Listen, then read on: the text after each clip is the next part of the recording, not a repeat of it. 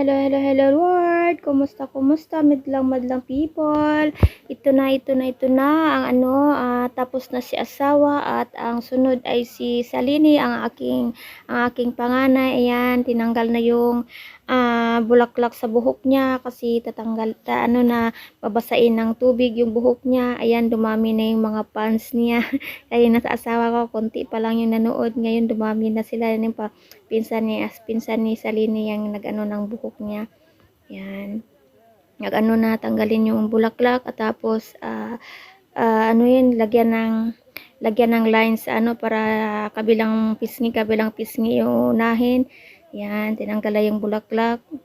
Tapos, ayan, lalagyan na ng tubig, basain ng tubig. Ayan, basain na ng tubig para madali lang siya anuhin. Ayan, tinutulungan siya ng pinsan niyang babae kasi maiilang din yung mga lalaki. Marami ng fans si Salini, nandan yung mga pinsan niya na dumami niya yung pinsan niya asawa. Si Bunso, ayan, nakahubad na, ready na siya kasi susunod na siya dyan, kakalbuhin siya dyan. Sunod na siya kalbuhin dyan. Yan. Alam nyo, mahal na viewer, alam nyo na paano ako dyan sa anak ko. Napaiyak ako, naawa ako sa anak ko. Totoo, hindi po ako nagbibiro. Naawa ako sa anak ko kasi ilang taon kong inalagaan yung buhok niya, ilang taon ko siyang yung buhok niya, na ganyan yung buhok na, ganyan nakahaba. Tapos kakalbuhin lang pala siya. Natutululuha ko dyan na nangyari dyan sa anak ko, pero wala akong magawa. Nilaksan ko na lang yung loob ko para sa anak ko kasi nandito ako sa lugar ng asawa ko at ganyan yung tradisyon nila dito. Kailangan talagang kakalbuhin ang isang bata. Kakalbuhin talaga yung bata dito at ganyan talaga ang tradisyon nila. At napapaluha ako na naawa ako sa anak ko kasi alam niyo na hindi naman tayo sanay sa ganyan sa atin na kakalbuhin yung mga bata at dito talaga ay kakalbuhin bilang respeto sa kanila at halad sa kanilang simbahan. Yan. Yung buhok niya dyan. Alam niyo talaga, totoo, hindi ako nagsisinungaling, napaluha ako at back camera lang yung luha ko. Sabi nga ng pamangkin asawa, bakit ka umiyak, auntie? Sabi ko, naawa ako sa anak ko. Ayan, sisimulan na siyang kakalbuhin. Ayan. Ay, nako, Diyos ko. Sayang-saya nila na yung buhok ng anak ko, pero ako naluluha ako kasi naawa ako sa anak ko. Yan po, nakalbo na po ang yung anak ko at matagal na namin hinihintay na kalbuhin siya. Masaya ako na malungkot. Masaya ako na nakalbo na siya kasi yan talaga ang tradisyon dito. At ngayon nga bilang nag-i-edit ako, natutuwa din yung luha ko. Ay, naku, Diyos ko po. Kaya nilaksan ko talaga yung loob ko na sige lang na, babalik din yung buhok mo, tutubo din yan.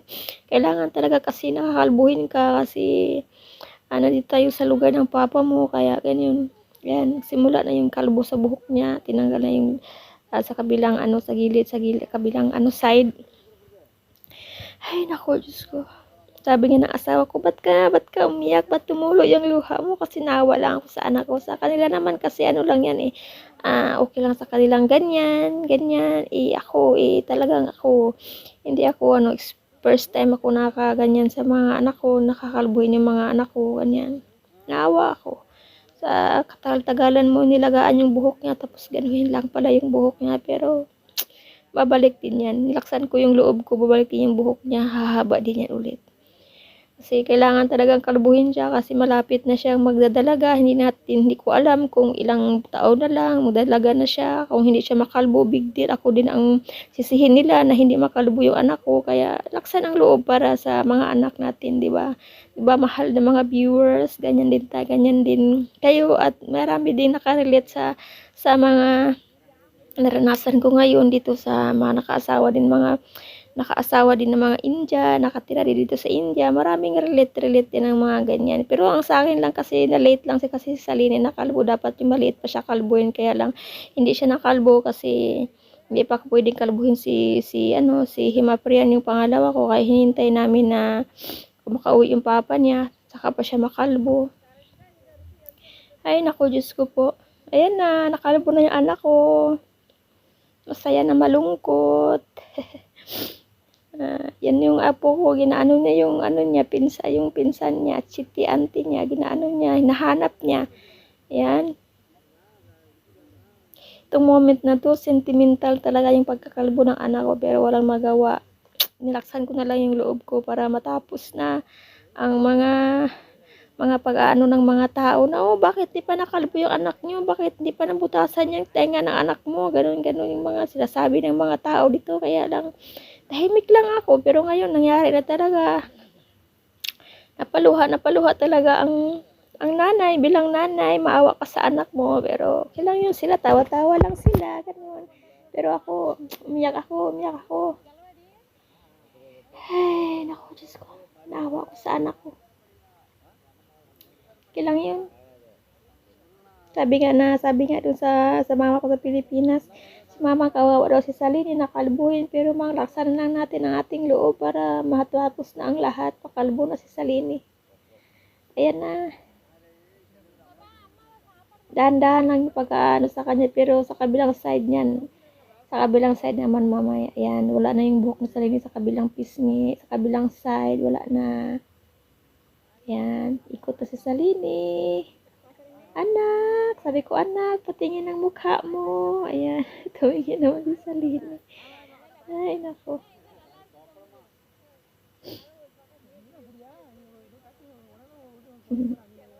Wala lang, relax lang dyan si Salini. Relax lang yung anak ko dyan. Relax lang siya. Kasi, nakaintindi naman siya dyan na dapat talaga siyang kalbuhin.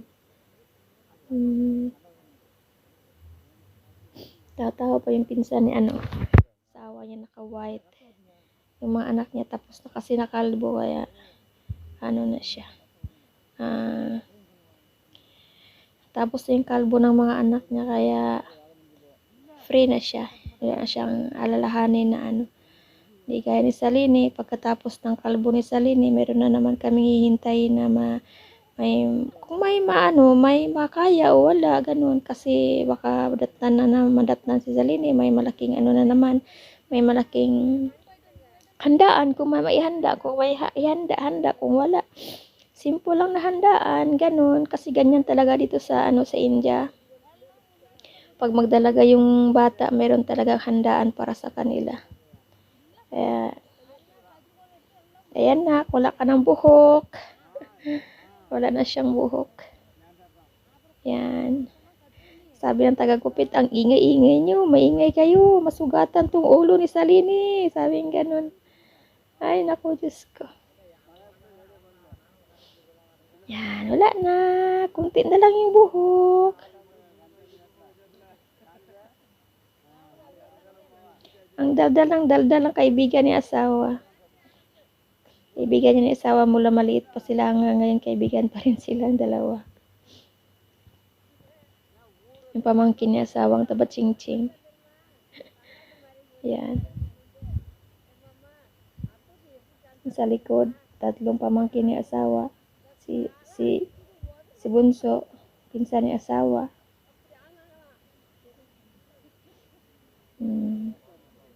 Saya-saya nila na nakalbo na si Salini. Pero ang nanay, patulo ang luha.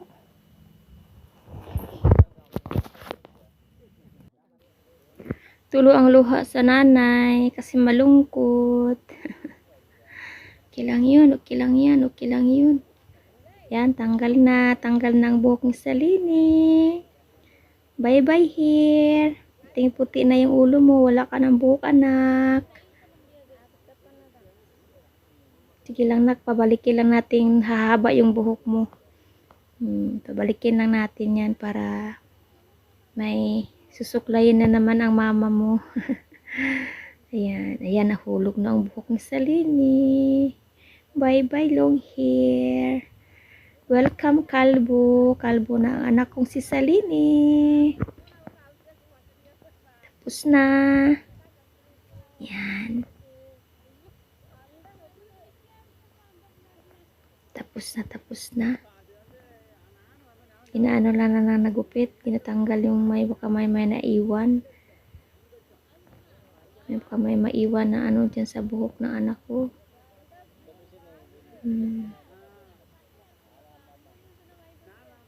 Sabi ng taga-gupit, maingay ka. Ayan, nasugatan tuloy si Salini. Oo, nasugatan yan siya dyan. Nasugatan yan siya dyan. Dumugo yung ulo niya kasi siyempre, yung matulis na matulis yung blade. Ayan, tinanggal na yung damit. Ayan na ang anak ko. Wala na siyang buhok. Ayan, hinawak-hawakan niya yung buhok niya. Bye-bye Lunghe. At bye-bye na rin mga Lisa at Kuto. Mayroon siya Lisa at Kuto. Yan. Wala na. Puting-puti na yung ulo ng anak ko. Kawawa yung mga anak ko. At dito, ano na talaga, wala na talagang buhok. Ayan. Ayan, hinawakan rin sa linya yung buhok niya. Tinitingnan niya. Ayan, tatayo na yung anak ko dyan. Ayan. Love you, anak.